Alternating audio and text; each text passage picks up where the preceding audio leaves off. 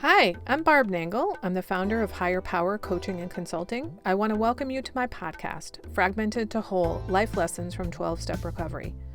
On this podcast, I share my experience, strength, and hope from recovery.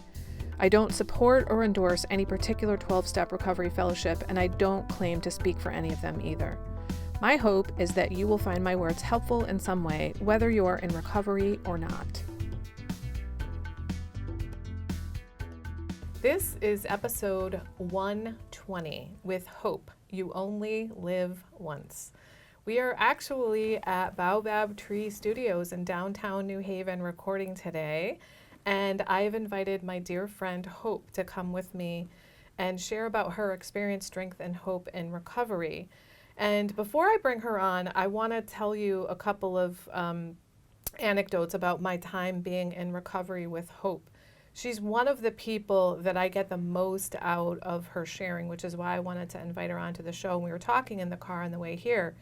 And I said, there's a couple of things that you've said that have really changed things for me. So one was my first year in recovery, I was really upset about something that was happening with my brother. And she said to me, Barb, it's not happening to you. And I was like, holy shit, you're right. It's not happening to me. And though that's rather obvious, I needed to be told that. And I cannot tell you how many times I've used that for myself. And now I don't even really need to use that anymore because I very clearly understand other people's shit is not happening to me. But I've also used it with clients and with other fellows in recovery to say, hey, you know, it's not happening to you. And one of the things about that was not just the understanding that it's not happening to me, but I was acting like it was. But she delivered that to me in the context of our friendship, and she said it in a very loving way, so it was easy for me to receive. Another thing, a metaphor that she shared just in a meeting in general that I found really, really helpful, and I really like, and I've quoted her a few times on this one too, is that, you know, some of us need to work with our inner child in terms of our recovery or personal growth journey. And Hope said, you know, just like with a real child, you wouldn't lock it in the trunk and you wouldn't put it in the driver's seat. You would strap the child safely in the back seat and you would be in the driver's seat and you would be in charge and you would be doing the navigating. And I really love that metaphor. And that's really whether you're talking about your inner child or just maybe like the negative parts of yourself or the, I call it my lizard brain. And what was the other one? There was one other thing I was talking about. Oh, the fence. Garden. Yeah. So one of the things that she said, I think it was in regard to boundaries specifically, which I now use in my coaching curriculum with my people that I teach about healthy boundaries, is she said, you're not going to put a fence around property that you don't give a shit about. So if you have this rundown piece of property, you're not going to put a fence around it because you don't care about it. But if you put time into fixing up that property and you really take care of it, you're much more likely to put a fence around it. So if you think about building healthy boundaries, you have to give a shit about yourself. And if you've been following me for any time, you know that for me, the core of me being able to have healthy boundaries is that I've come to care more what I think of me than what other people do. And what's really interesting about boundaries is that there's this cyclical process whereby you start to set boundaries and that makes you feel better about yourself. And because you feel better about yourself, it's easier to set boundaries. And then because you're setting more boundaries, you start to feel better about yourself. And so it goes on and on and on and on. So with that being said, I want to turn things over to Hope and have her share her experience, strength, and hope with us. And thanks, Barb. Thanks for having me here and inviting me. I was pretty excited. Yeah, my pleasure. Thanks. So you asked me to pick something to talk about today, and I said, well, I was thinking about it, and I could talk about a lot of things, you know. Yes, you could, That would because you take have so much experience, strength, and hope, yeah. It would take up a lot of time. So I said, well, let me focus on experience. And when we talk about experience in meetings or recovery, it's hard to talk about our history or things that have happened to us in the past. This is where I came from. This is my story. And I want to talk about experience as moving forward into new experiences with recovery applied. And I don't mean recovery just in the terms of 12-step programs, but also therapy or guidance or any sort of thing that's helpful to us. And, you know, my friendship with you has been a new experience, a new friendship type of experience that I'm having. And what, in sort of thinking about this, what I realized is that even though I do have this template laid over what friendships mean, through recovery and through wanting a different world and a different views and I'm wanting healing basically. I said, well, let me try something new, and that's where the word experience comes in. Experience is I'm going to try something new, Right. which is very scary for everyone, Yeah. right? To try anything new, and we're scared because we're fearful we won't get it right. We're fearful we're going to make mistakes. We're fearful that we won't have the support we need. We care what other people think about us. Care about, right? We have Yeah. self-judgment, judgment from others. Right. Maybe that's real, maybe that's in our heads. Who knows? It doesn't matter. But it's still stopping us from going and doing that experience. So but the problem is that without new experiences, we don't grow. You know, we have a natural learning way of being human that we learn through experience and learn through making mistakes and errors. Every child, every person, not just child, but every person that walks around has fallen many, many, many times in learning how to walk. And we need lots of experiences to get really good at something. And I think we use the word skillful. Right, you yeah, know? I love that word. And one of the reasons that I love that word is that there's this connotation that it's learnable. So things that are skills are things that we can be taught and that we can learn. So when you're skillful at something, it means that you have practice at it or experience, which is what Hope is talking about. Right, right. Exactly. To get to a level where now I'm a little bit more confident about it, and I feel like I can do it without much, you know, worry or anxiety or fumbling or novicehood. And we need lots of different experiences. We think about experiences in sort of like the job, you know, like my job experience, my career, you know, whatever, or hobby experience. I get really good at building planes, perhaps. But we also have experiences in relationships. We have experiences in our day-to-day routines. We have money experience. We have experiences all over the place. And that's why we're basically here, I believe, on Earth to have these experiences. And so a really good example that I thought was kind of neat and interesting is that anything that we ever look at, we know how that feels to have in our mouth. We know how that tastes. We know that texture. And the reason why is because as babies, we spend a lot of time putting a lot of stuff in our mouth that we shouldn't have. Yeah, yeah. And why do we do that? Well, that's a survival thing. We do that to find out, can I safely eat this? Yeah. Will it hurt me or not? You know? And so it's kind of funny if you look around, you're like, oh yeah, I know how that would feel. You know? That's So- a really good point. Right, we have lots of experience Yeah. in that. And so much so that we don't even need to even think about it Right, anymore. It's right. just there. So, you know, this idea that we're not supposed to have new experiences is just silly because that's what we're here to do. And I understand why we might not venture into have no experiences, but if we don't venture, we don't grow, and we stay stuck and isolated. And so it's that sort of YOLO, you know, you only live once. Right. And that can be taken in a sort of like, well, you only live once, I might as well go ahead and have another fifth, you know, of Yeah. whatever alcohol's my favorite. You know, I only live once. Or it can be applied to, well, this is something I've always wanted to try. It's the opportunity's right in front of me. Let me go ahead and try. Right. So I would call that a mature way of YOLO, Right. Like as opposed to the immature adolescent way of YOLO. Yeah, yeah. Right. And, you know, is this going to help me or harm me? You know, well, maybe I don't even know that. But maybe, you know, it seems like, okay, like a safe one would be, well, I'm in the coffee shop. I've always wanted to try the pumpkin latte. And look, they have it on the menu. So I'm going to go ahead and try it, you know. There might be fear like, well, I only have enough money for one latte or one coffee. You know, nobody else is having it. It's in the off season. There's like, could be this whole bunch of garbage coming at you. But hopefully through your recovery work, you get to the point where you're like, all right, yeah, all that stuff may or may not be true, but I'm still going to do it anyway. And it's really these confidence building exercises. You need to do those things in order to build some sort of trust in yourself that I can make good decisions, you know. And that's going into maturity and adulthood. Yeah. You know what, this reminds me, there's a saying that I actually learned in the world of entrepreneurship, but I think it's equally applicable in life in general, but also in recovery. And that it was when I was trying to become a coach, and I was like, I don't know what to do. And they were like, you just have to coach people. And I'm like, I don't know how to coach people. And I was told, you don't get better at something by not doing it. And I was like, oh, that seems patently obvious. And it's the same thing here. Like, if you want to be good at, like, there's a lot of wannabes something in recovery, people that want to be something, but they have all these excuses for why they can't do it when they haven't actually tried. Right? And so you can't get better. They want to be perfect at it before they start doing it. And so what you're saying is, you know, we have to take those baby steps and get the experiences and then the feedback from the world.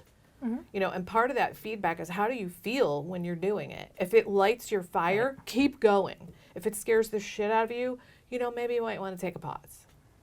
Yeah. Yeah.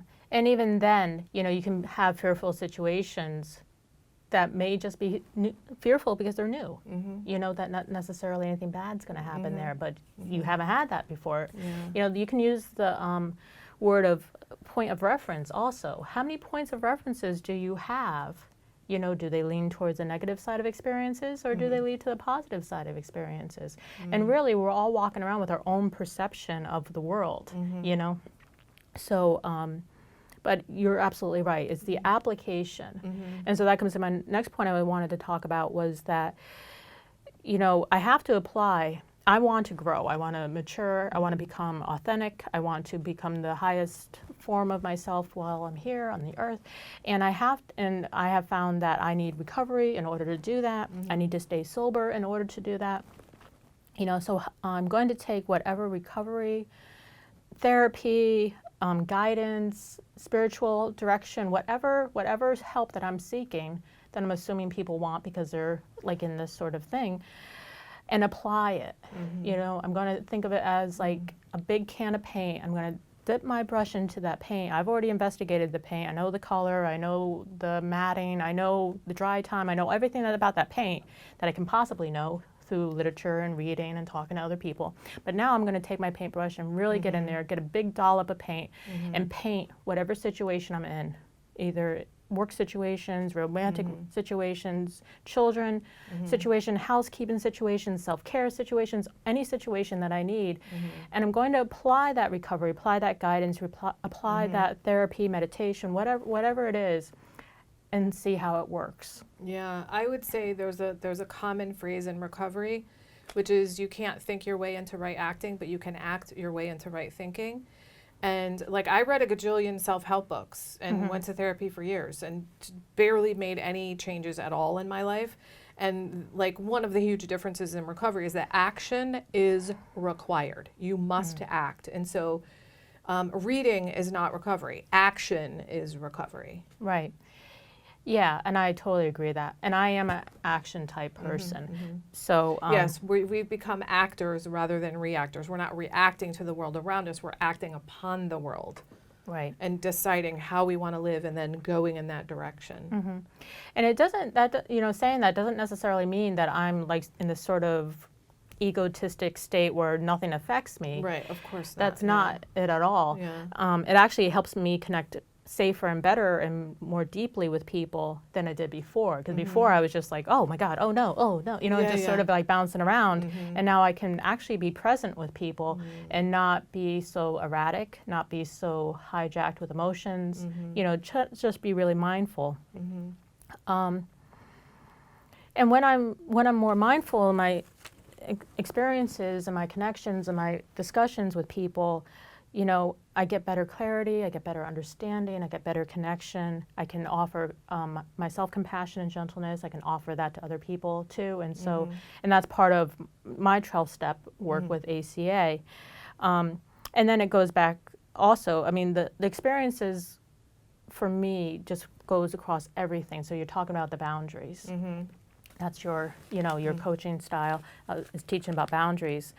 And boundaries are really super hard to get. They're super hard to understand sometimes, but it takes experience like lots of experience with boundaries of saying no to people, especially people that you care about and don't want to say no to. You know, people that you want to naturally help, or you want to not see suffer or struggle or, you know, be disappointed.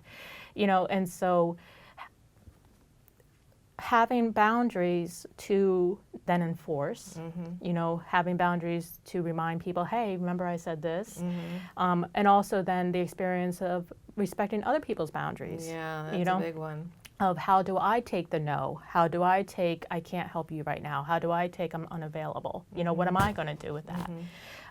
So experience, I would suggest that that it is a key element to recovery and healing, to have different experiences, allow friendships to develop, allow trust to be built, allow connection to happen. You know, and that's, if I want something different, I really have to do something different. Yeah, you know what just occurred to me when you were saying that is we're talking about change, like something has to change or some things have to change. And what just popped into my head is change is a huge part of the Serenity Prayer, which is like something everybody in recovery says and knows and probably says just about every day. Yep.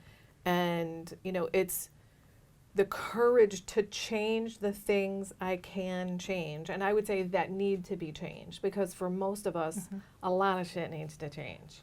Right? It did for me, sure. Right. And then, you know, the wisdom to know the difference between the things I can and cannot change. Because what we typically want to change is other people or people, places, and things. We want to change things that are outside of our control, but we haven't really looked at the things that are in our control that we can change.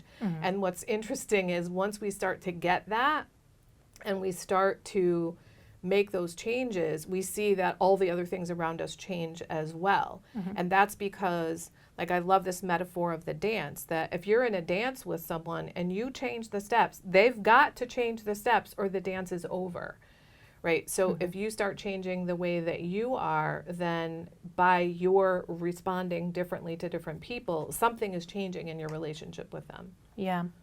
Yeah, and I was just thinking about this earlier, actually, and getting prepared to talk here.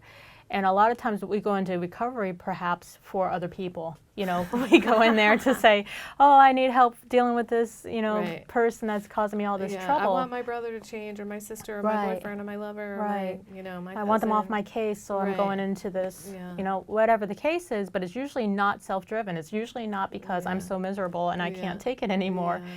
Sometimes it is, you know, but, and then what turns around and through meetings and recovery and time, you realize, oh, geez, I'm really not going to change them. It's really me that has to change. Yeah, and you know, it's funny, the way that you just said that made me realize, like, for me, the biggest thing that I learned in recovery, the most important thing, is my part in things. In other words, what was I doing to either create chaos or dysfunction or exacerbate the existing chaos and dysfunction that was going on around me.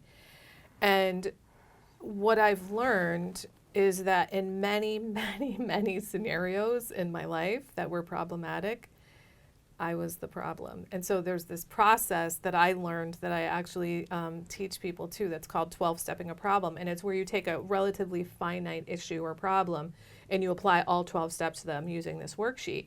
And I've probably done that a dozen times. And when I pull out 12-stepping a problem, it's because something is really, really a problem and very difficult for me. 100% of the time, 100% of the time when I've done it, the conclusion is I'm the problem. And I'm not saying I'm a bad person. I'm saying there was something about myself that I didn't see that either made this little tiny situation way worse or created the issue in the first place. And often for me, it's that I have an unrealistic expectation that somebody should be, do, say, think, have, whatever, something that they're not. And that's me, like, I want the world to be different than it is. Well, it's not. Right. You know? So hearing you say that, and you are able to 12-step the problem because you've done it, and you've done it, and you've done it, and you've done it. So the experiences, And, you know, I totally relate with that. Like, you know, you cook it all down and You're I'm like, still "Damn standing. It's me. There's me having those unrealistic expectations again. And then also, too, I think on a broader scale, sometimes society thinks you should be more experienced than you are. You know, what shame is, I should have already mastered everything. Oh, that's right. I haven't heard that in a long time. I love that. Right. And I mean, I hate it, but I love the acronym. Right. Yeah. Right. It's hate. I hate shame. Hate it. Ah. But, you know, I remember being a young mother and just feeling really overwhelmed, as most young parents do, and not having the experience of having children, not having the experience of how to be nurturing to other people, not really knowing how to be supportive, really not knowing how to do much. Well, and the backdrop of that is that you grew up in a super dysfunctional family, so that you didn't have modeling of this is what nurturing, affirming parents with healthy boundaries do with their kids. True that. Yeah. Right, and thank you for that. And so yes, that is true. I didn't have the experience of being role modeled properly to, as a young mother, didn't have the experience of how to be a supportive, nurturing, you know, parent. Didn't really get that until late in the game when my kids were teenagers, and then sort of been called to task a little bit with young adults saying, hey, how come you didn't do this and this and this? Yeah. And I'm saying I was unexperienced. Yeah. I was totally unexperienced. And not to say that's an excuse, but it is that sort of thing where once you know better, you do better, you know? And we're called to task as humans to step up when we know, you know, when that light bulb of awareness goes on, to actually say, oh yeah, that's what it is. You know, make amends, say you're sorry for it, and correct your behavior, you know, as the amends to move forward differently. Yeah. Yeah. Yeah.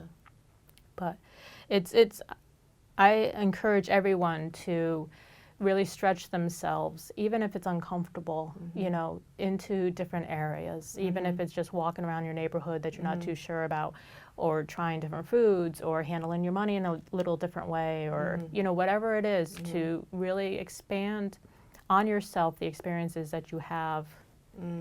Reaching out for help is another one too. Yeah, And that's actually, tough. when you said about the discomfort, I do want to say that there's really two different kinds of discomfort. So there's the discomfort that people put up with in terms of being like riddled with shame and guilt and caring so much what other people think. That's unhealthy discomfort. But then there's this discomfort that comes from stretching, from trying something new, from putting yourself in situations that you haven't been in before. And I would say, what's the end goal of the discomfort? Like, where are you trying to go with that? Like, if you're trying to people please with the discomfort, not good. But if you really want to be a better person, a more well-rounded person, a healthier person, and you have some discomfort with that, then that's the good kind of discomfort. And I would go so far as to say you simply cannot grow and change without getting comfortable with discomfort. And that leads me to something else. And I know that I have a podcast on this, and I think the title is Comfortable versus Comforting. And I would say that for many of us in recovery, and you know, many other people too, that we do things that are super dysfunctional because they're, quote, comfortable, but they're not comforting. And the reason they're comfortable is because there's a well-worn groove in the pattern of our lives. And I'm thinking about, I was just talking with somebody yesterday who teaches kids gymnastics. And there's this little boy who's only 5, and he does things that are hurtful to himself and to other people, and he knows that he's doing it. And so when she was trying to talk with him about why he's doing it, what was the word that he said? He said some word that meant comfort. That's a little kid word. I can't think of what it was. And it's like what he was essentially saying is, when I hurt myself, it's like I know where I end, or something like that. And like, they know that this kid is growing up in a pretty dysfunctional family, but they also at the gym feel like we're the greatest hope this kid has right now, you know, in terms of what they know. But it's like that we do things that are comfortable but not comforting. And so we want to move to things that are comforting, and sometimes that includes discomfort on the way to growing. Right. Yeah, I think that's a really good point. And I think about, you know, there's no birth that's painless. Right. You know, all sorts of growth. It's, Yeah. not just humans, but Yeah. everything, every living thing, there's pain in their growth. Yeah. And even in that birth, Mm. there's no death in it. It's just gonna, Right. go on to a new life. But Yeah. I want healthier identities. I want a healthy ego. I want, relationships and friendships and work environments that are better for me, and I have to allow me to grow out of the old into Right. the new, and Right. perhaps a new identity, new birth, Right. that has the pain in Yeah, it. when you just said that, I was thinking we want to be in environments and relationships and homes that energize us, not that drain us. And that's a good way to think about the comfortable versus comforting, or whether it's good discomfort or bad discomfort. Does it drain me or does it give me energy? Right. Like I'm absolutely thriving in my life right now. And I remember saying to somebody one day, I generate my own energy. And they were like, what? Like, how is that possible? And I just said it. I wasn't really thinking about it. I'm like, oh, well, it starts with me taking super good care of myself. Right. Like, I take really good care of my physical body, my emotional health, and I'm higher powered. Right. Like a lot of that energy comes from my higher power. So, is the environment nurturing and affirming me and giving me energy, or is it sucking the life out of me? Right. And once again, without those experiences, you wouldn't have those answers. Right. If you didn't try to take Excellent better point. care of yourself, if you didn't try to go start taking walks, or if you didn't try whatever it was, you wouldn't. Yoga. Okay. you wouldn't be, Yeah. in where you are now. If you didn't go into those rooms, if you didn't have those decades of therapy or decades of self-help recovery books. I mean, they all add up. Yes. It all adds up. So Yeah. any small movements towards something better and different is movement. Yes. Yeah, absolutely. So So we only got about 4 or 5 minutes left. Any last points you haven't gotten to yet that you want to make sure that we cover? I think I would just say that even if you're scared, just do it. Just Yeah. go and have that experience. And really put yourself out there. We as humans go through a lot, and we are resilient. So use that resilience for your own benefit. Get courageous and go forward. So I would add that if you're super scared about doing something new, that share that with another human being. So you want to make sure that you're sharing it with somebody that is safe to be vulnerable with. And one of the things that I teach people about, especially when they're going to set a new boundary that's really hard for the first time, that they bookend it with someone else. So bookending can be as simple as I text somebody, I'm going to do this thing, I do the thing, and then I text them afterwards. So I bookended my thing that I did. But really serious bookending is I call somebody up, I have them help me think through what do I want to do, what do I want to say. Then the day I do it, I call them beforehand, they reassure me, they help me process my difficult emotions. I go, I set the boundary, and then I call them after I'm done, and I'm able to process my difficult emotions with them rather than the person I set boundaries with. And this way, when I'm doing the thing that's hard, whether it's setting a boundary or something new that you're saying, on at least a psychic level, subconsciously, I know someone is with me. I'm connected to someone else. I'm not alone. I'm not abandoned. And it makes things a lot easier because humans are wired for connection. We are wired for connection to other people. So if you really want to try something new and you're super scared about it, find someone to be your partner, whether they actually do the thing with you or not, or they kind of metaphorically hold your hand through the process. Absolutely. Yeah, Yeah. I think that's true. A lot of my new experiences when I first started trying to, have a different way of life and apply recovery was with groups of people or was sharing with, this is what I'm going to do. I know both of us took solo trips, and so that wasn't with anybody else, but we shared, this is what we're going to do. This is what's happening. Right. And we stayed in contact on the solo trips with our people. Yeah, Right. absolutely. Yeah. So, just because you do something alone doesn't mean that you're, or solo, doesn't mean that you're alone in it. You can certainly ask for support or reach out to the help. Yeah, absolutely. All right. Anything else? No, I think that's it. All right. Well, thank you so much for coming. I really enjoyed this, and obviously Hope and I could talk forever about recovery, and we've had many hours of conversations about recovery. And I thank you so much for tuning in. Have a great day. That's it for today. Please share this episode with anyone who might find it helpful. If you like what you've heard here, you might be interested in private coaching with me. If that sounds like you, then head on over to barbchat.net, where you can get on my calendar for a free 20-minute consultation to help you make lasting changes in your life, like I've made deep, lasting changes in my life. My ideal client is someone who is ripe for change, but I'll coach anyone who wants to be happy, joyous, and free. So if that's you, then go to barbchat.net and get on my calendar. I'd love to chat with you. Please like and subscribe to this podcast on your favorite podcast outlet. This helps other people find me. Thanks for listening.